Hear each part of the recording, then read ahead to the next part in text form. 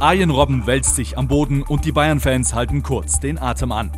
Nach einem Trainingsfoul sieht es auf den ersten Blick schlimm aus für den Niederländer, doch nach einer kurzen Pause macht Robben weiter.